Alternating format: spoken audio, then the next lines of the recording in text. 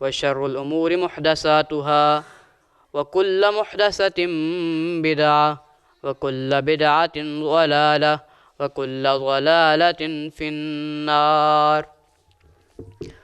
أعوذ بالله السميع العليم من الشيطان الرجيم من همزه ونفخه ونفسه. بسم الله الرحمن الرحيم. والعصر إن الإنسان لفي خسر إلا الذين آمنوا وعملوا الصالحات وتواصوا بالحق وتواصوا بالصبر. اللهم انفعنا بما علمتنا وعلمنا ما ينفعنا وزدنا علما. رب زدني علما رب زدني علما رب زدنی علما. قرآن و حدیث کی بعض عبارات ایسی ہیں جو جوامع الکلم کی حیثیت رکھتی ہیں، یعنی جن کے اندر علم و فکر کا ایک سمندر بنہا ہے. اور رحمت کائنات صلی اللہ علیہ وسلم کا فرمان بھی ہے بعثت بجوامع الکلم، کہ مجھے نہایت ہی جامع کلمات دے کر مبعوث کیا گیا ہے. اگر مشیت الہی چاہتی تو پورے دین کو، پورے اسلام کو صرف اور صرف ایک لفظ میں ہی بند کر سکتی تھی، لیکن بعد میں امت محمدیہ پر دین کا، اسلام کا انکشاف مشکل ہو جاتا. تو اس لیے رحمت کائنات صلی اللہ علیہ وسلم نے مشیت الہی کے ساتھ دین کو، اسلام کو بڑے شرح و بسط اور کھول کھول کے بیان کیا ہے. عمر بن عاص رضی اللہ عنہ وہ سورۃ العصر کے متعلق فرماتے ہیں سورۃ وجیزۃ بلیغۃ، کہ سورۃ العصر یہ ہے تو بہت مختصر سی صورت، لیکن معانی کے لحاظ سے، مفہوم کے لحاظ سے یہ بہت ہی جامع ترین صورت ہے. اور امام شافعی رحمۃ اللہ علیہ فرماتے ہیں لو تدبر الناس فی هذه السورۃ لوسعتهم، کہ اگر لوگ صرف اور صرف سورۃ العصر پر ہی غور کر لیں، سورۃ العصر کے ہی معانی اور مفہوم کو سمجھ لیں، تو یقیناً سورۃ العصر ہی انہیں کافی ہو جائے گی. امام شافعی رحمۃ اللہ علیہ نے ایک اور موقع پر فرمایا لو ما انزل اللہ حجتنا علی خلقی الا هذه السورۃ لکفتہم، کہ اگر اللہ رب العزت قرآن مجید فرقان حمید میں سورۃ العصر کے علاوہ کوئی اور سورت نازل نہ بھی کرتے تو یقیناً یہ ایک سورت ہی، سورۃ العصر، انسانیت کی ہدایت، فلاح و کامیابی کے لیے کافی ہو جاتی.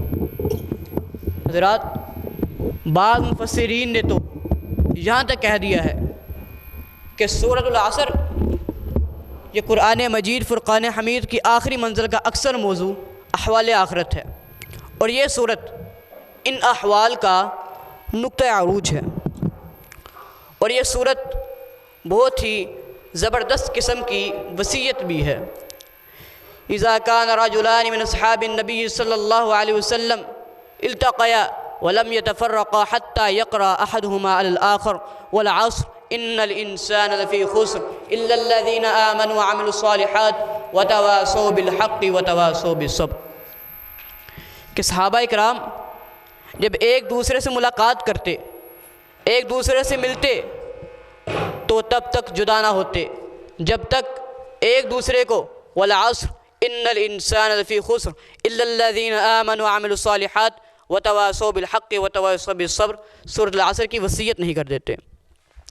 حضرات، اس سورت کا آغاز ہی ایک قسم کے ساتھ ہو رہا ہے، والعصر، پورے زمانے کی قسم.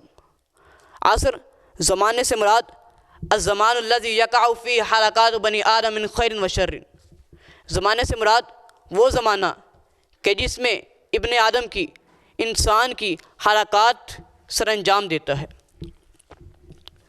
قرآن مجید فرقان حمید میں اور بھی قسمیں موجود ہیں، مثلا والشمس وضحاها واللیل اذا یغشاها والسماء وما بناها والليل وما يغشاها والتين والزيتون وطور سينين وهذا البلد الآمين. سورج کی قسم، چاند کی قسم، دن کی قسم، رات کی قسم، تین کی قسم، زیتون کی قسم، طور سینا کی قسم، بلد امین مکہ المکرمہ کی قسم. لیکن یہ سب قسمیں چھوٹی قسمیں ہیں کیونکہ زمانہ ان سب کو محیط ہے، اور زمانہ سورۃ العصر والعصر یہ بہت بڑی قسم ہے کیونکہ اس زمانے میں سورج، چاند، دن، رات، زیتون، طور سینا، بلد امین یہ سب کے سب زمانے کے اجزاء ہیں اور زمانہ ان سب کو محیط ہے. اب یہاں پر ایک بہت ہی اہم مسئلہ سمجھ لینا چاہیے کہ اللہ رب العزت کو یہ اختیار حاصل ہے کہ وہ اپنے مخلوقات میں سے جس چیز کی چاہے قسم اٹھا سکتا ہے، لیکن مخلوق کو یہ اختیار حاصل نہیں ہے کہ وہ مخلوقات میں سے کسی چیز کی بھی قسم اٹھائے. نبی کریم صلی اللہ علیہ وسلم نے فرمایا من حلف بغیر اللہ فقد کفر او اشرک، کہ جس شخص نے اللہ رب العزت کے علاوہ کسی اور چیز کی قسم اٹھائی تو گویا کہ اس نے کفر کیا یا شرک کیا. اس حدیث سے معلوم ہوتا ہے کہ اللہ رب العزت کے علاوہ کسی اور کی قسم اٹھانا حرام ہے، کفر کے ضمن میں آتا ہے. اب یہاں ایک سوال پیدا ہوتا ہے کہ اللہ رب العزت قسمیں کیوں اٹھاتا ہے؟ اس کے متعدد جوابات ہیں، جن میں سے مؤثر ترین جواب یہ ہے کہ اللہ رب العزت اپنی مخلوقات میں سے جس چیز کی بھی قسم اٹھاتا ہے وہ چیز اس کی مخلوق میں بہت ہی اہم ترین ہوتی ہے، اور اس میں ایک دعوت فکر ہوتی ہے کہ اے غافل انسانوں اس میں غور و فکر کرو. سورج یا چاند کوئی بھی مثال لے لیں، کتنی عظیم ترین مخلوق ہے، اور یہ انسان کو یہ دعوت فکر دیتی ہے کہ اگر اللہ رب العزت کی بنائی ہوئی مخلوق اتنی عظیم ترین ہو سکتی ہے تو اس کا ثانی، اس کا بنانے والا اللہ رب العزت کس قدر عظیم ہوگا. والعصر، پورے زمانے کی قسم. اے غافل انسانوں اس زمانے میں غور و فکر کرو. اس زمانے میں عبرت و نصیحت کے بے شمار پہلو موجود ہیں. اس زمانے میں فرعون و نمرود جیسے متکبر بھی تھے. اس زمانے میں حامان اور ابی بن خلف جیسے متکبر بھی تھے. اس زمانے میں ابو جہل اور ابو لہب جیسے نفرت پسند بھی تھے. لیکن زمانے کی تیز رفتاری شاہد ہے کہ یہ سب کے سب خسارے میں تھے.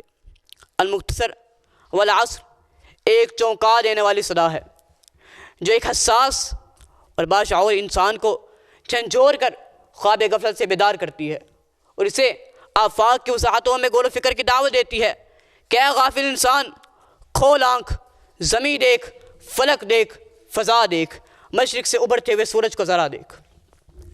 اس زمانے میں بیسیوں تہذیبوں کو بام عروج اور پھر غلاظت کا ڈیڑھ بنتے دیکھا. اس زمانے کی تاریخ میں بہت سے دفاتر محفوظ ہیں. اس زمانے میں عرب انسان عدم سے وجود میں آئے، پلے بڑے، لیکن بالآخر اس زمانے کی وسعتوں میں گم ہو گئے.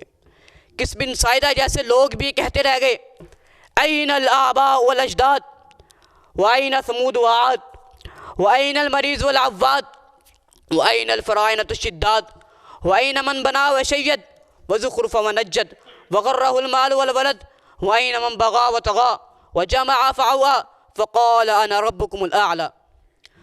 کہاں ہیں آباء و اجداد؟ کہاں ہے ثمود و عاد؟ کہاں ہے فرعون و شداد؟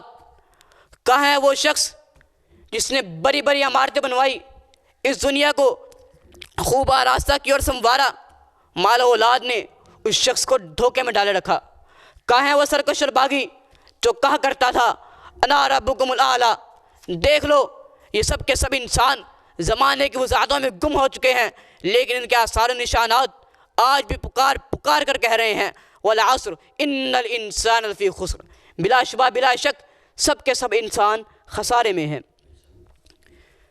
ان الانسان لفی خسر یہ ایک نہایت ہی عمیق علمی تعبیر ہے، یعنی انسان ہر طرف سے خسارے میں ہے. مراد یہ ہے انسان کی دائیں جانب بھی خسارہ، انسان کی بائیں جانب بھی خسارہ، انسان کے آگے بھی خسارہ، انسان کے پیچھے بھی خسارہ، انسان کے اوپر بھی خسارہ اور انسان کے نیچے بھی خسارہ. اور انسان اس خسارے کے اندر موجود ہے۔ خسارہ کیا ہے؟ اس بے وقعت، بے قیمت، حقیر اور ذلیل دنیا کے لیے حد سے بڑی دوڑ دھوپ، یہ خسارہ ہے۔ خسارہ کیا ہے؟ یہ مستحکم اور مضبوط کاروبار، یہ لمبی لمبی چمکیلی کاریں، یہ معاشرے میں ظاہری اسٹیٹس اور اسٹینڈرڈ، یہ سب خسارہ ہی خسارہ ہے۔ خسارہ کیا ہے؟ نبی کریم صلی اللہ علیہ وسلم ایک مرتبہ بازار سے گزر رہے تھے کہ سرے بازار آپ صلی اللہ علیہ وسلم نے بھیڑ کا ایک مردہ بچہ پایا اور بولے ایکم یحب ان ھذا لہ بدرہم، کیا میرے صاحب بتلاؤ تم میں سے کون ہے جو اس بھیڑ کے مردہ بچے کو مجھ محمد صلی اللہ علیہ وسلم سے ایک عوض کے درہم میں خرید لے، ایک درہم کے عوض میں خرید لے؟ تو صحابہ کرام فرمانے لگے کہ اللہ کے رسول اس کو کون خریدے گا؟ اس کی حالت اس قدر حقیر اور ذلیل ہے کہ اگر یہ زندہ بھی ہوتا تو بھی ہم میں سے اسے کوئی نہ خریدتا۔ پھر نبی کریم صلی اللہ علیہ وسلم نے فرمایا فواللہ للدنیا اہون علی اللہ ما ھذا علیکم، کہ اللہ کی قسم، میں محمد اس شخص کی قسم اٹھا کر کہتا ہوں، اس ذات کی قسم اٹھا کر کہتا ہوں جس کے ہاتھ میں مجھ محمد کی جان ہے، یعنی میں محمد اللہ کی قسم اٹھا کر کہتا ہوں کہ دنیا جس کے لیے تم اتنی دوڑ دھوپ کرتے ہو، یہ دنیا اس بھیڑ کے مردہ بچے سے بھی زیادہ حقیر اور ذلیل ہے۔ رحمت کائنات صلی اللہ علیہ وسلم کا فرمان ہے کہ جو شخص دنیا کو اپنا مطمع نظر، مطلوبہ مقصود بنا لیتا ہے، اس کی زندگی کا محور صرف دنیا کو یکجا کرنا ہے، تو نبی کریم صلی اللہ علیہ وسلم نے فرمایا جعل اللہ فقر بینہ، کہ جو شخص دنیا کو اکٹھا کرنے میں لگ جاتا ہے تو اللہ رب العزت اس کی فقیری کو، اس کی مفلسی کو اس کی آنکھوں کے سامنے عیاں کر دیتا ہے، اور فرق علیہ شملہ، اور اس کے معاملات زندگی کو بخیر دیتا ہے، اور پھر یہ ساری زندگی اپنی زندگی کو سمیٹتے اور دنیا کو للچاتی نظر سے دیکھتے ہی رہ جاتا ہے۔ اور جو شخص آخرت کو اپنا مطمع نظر، مطلوبہ مقصود بنا لیتا ہے، اس کی زندگی کا محور صرف آخرت اکٹھے کرنا ہے، تو نبی کریم صلی اللہ علیہ وسلم نے فرمایا جعل اللہ غناہ فی قلبی، کہ اللہ رب العزت اسے دل کا غنی بنا دیتا ہے، وجمع لہ شملہ، اور اس کے معاملات زندگی کو اکٹھا کر دیتا ہے، اپنے ہاتھ میں لے لیتا ہے، پھر وہ دنیا میں زندگی گزارتا ہے، وَأَتَتْهُ الدُّنْيَا وَهِيَ رَاغِمَةٌ، اور اس کے پاس دنیا آتی ہے، خود بخود آتی ہے، لیکن ذلیل ہو کے، رسوا ہو کے۔ معنی یہ ہے کہ اللہ رب العزت اس دنیا کی تمام آسائشوں سمیت اس دنیا کو اس شخص کے قدموں میں لا کر ڈھیر کر دیتا ہے۔ خسارہ کیا ہے؟ صحیح مسلم میں ہے، نبی کریم صلی اللہ علیہ وسلم نے فرمایا یؤتی بانعام اہل الدنیا، کہ قیامت کے روز اللہ رب العزت کے حضور حساب کے لیے ایک شخص پیش کیا جائے گا، اور وہ شخص دنیا کا سب سے امیر ترین شخص ہوگا۔ آدم علیہ السلام سے لے کر تا قیامت جتنے بھی انسان آئے ہیں، ان سب انسانوں میں سے امیر ترین شخص کو اللہ رب العزت کے حضور حساب کے لیے پیش کیا جائے گا۔ تو اللہ رب العزت حساب سے پہلے اپنے فرشتوں کو فرمائیں گے فَيَسْبَقُ فِي النَّارِ سَبْغًا، کیا ہے میرے فرشتوں، میرے اس بندے کو ذرا جہنم کی ایک جھلک تو دکھاؤ، میرے اس بندے کو جہنم کا ایک گوتا تو دلواؤ۔ تو فرشتے اللہ رب العزت کے حکم سے اس بندے کو، اس شخص کو جہنم کا ایک گوتا دکھلائیں گے۔ تو پھر گوتا دکھلانے کے بعد، گوتا لگوانے کے بعد فرشتے اس شخص کو اللہ رب العزت کے سامنے لا کے کھڑا کر دیں گے۔ پھر اللہ رب العزت حساب سے پہلے چند سوالات کریں گے۔ اللہ رب العزت فرمائیں گے حل رأیت خیرا قط حل مر بک نعیم، کیا میرے بندے بتلا کہ تجھے دنیا میں میری کوئی نعمت پہنچی تھی، میری کوئی رحمت تجھ تک پہنچی تھی؟ تو وہ شخص کہے گا کاللہ واللہ یا رب، اے الہ العالمین بالکل نہیں، مجھے دنیا میں تیری کوئی رحمت نہیں پہنچی، کوئی نعمت میسر نہیں آئی، یہاں تک کہ اس کے پاس سب کچھ تھا، مستحکم محلات تھے، لمبی لمبی چمکیلی کاریں تھی، وسیع عریض محلات تھے، مستحکم اور مضبوط کاروبار تھے، معاشرہ برادری میں اسٹیٹس تھا، اسٹینڈرڈ تھا، لیکن آج یہ کہہ رہا ہے کہ اے الہ العالمین مجھے دنیا میں تیری کوئی نعمت میسر نہیں آئی۔ آخر وجہ کیا ہے؟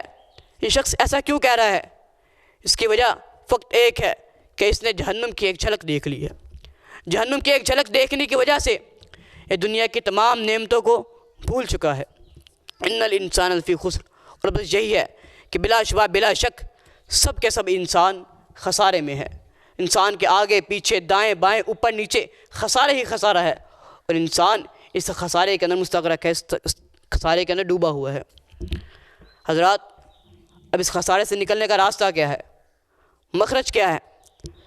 پھر اللہ رب العزت نے آگے ارشاد فرمایا الا الذین آمنوا وعملوا الصالحات، کہ بلا شبہ سب کے سب انسان خسارے میں ہے، مگر وہ لوگ جو ایمان لائے، ایمان کے دونوں سے مالا مال ہے، اور اس ایمان پر عمل بھی کیا، یہی لوگ ہیں جو خسارے میں نہیں ہیں۔ یعنی اللہ رب العزت نے دو راستے بیان کر دیے۔ نمبر ایک، قوت علمیہ، علم کی قوت، یعنی سب سے پہلے قرآن و حدیث کا فہم حاصل کرنا، اور دوسرا راستہ قوت عالمیہ، کہ اس راستے پر امناً گامزن بھی ہو جانا۔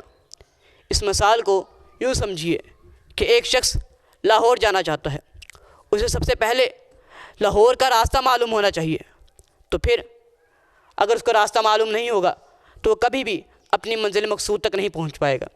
اور اگر اسے راستہ تو معلوم ہے لیکن وہ بذات خود اس راستے پر گامزن نہیں ہو رہا، تو پھر بھی کبھی بھی وہ لاہور تک نہیں پہنچ پائے گا، اپنی منزل مقصود تک نہیں پہنچ پائے گا۔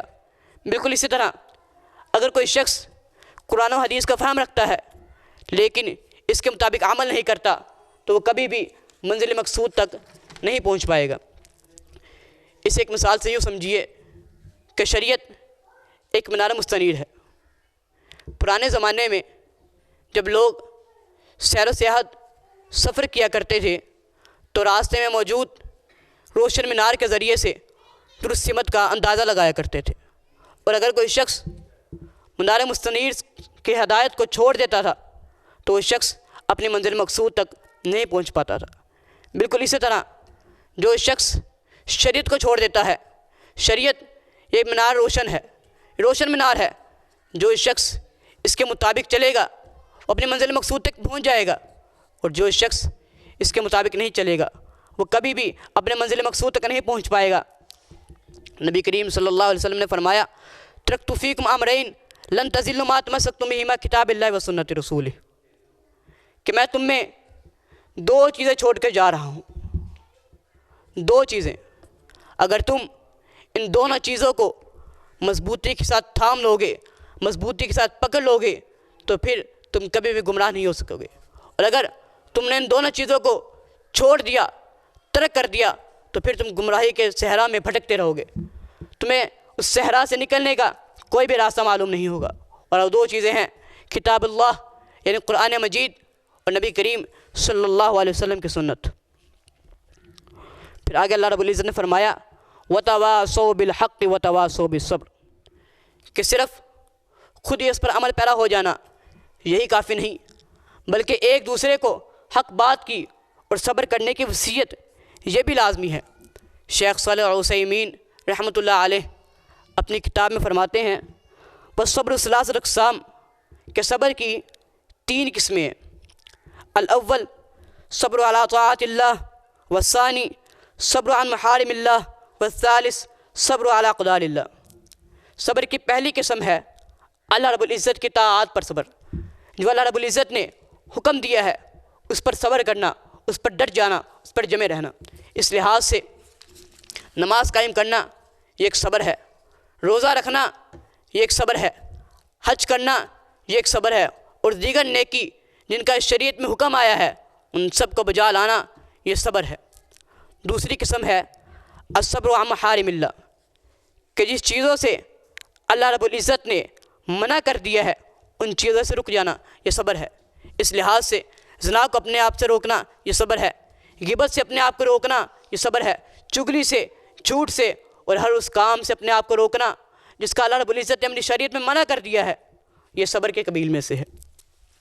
اور تیسری قسم ہے الصبر علی اقدار اللہ، اللہ رب العزت کی تقدیر پر ایمان، اللہ رب العزت نے جو کچھ ہماری تقدیر میں لکھ دیا ہے اس پر صبر کر لینا۔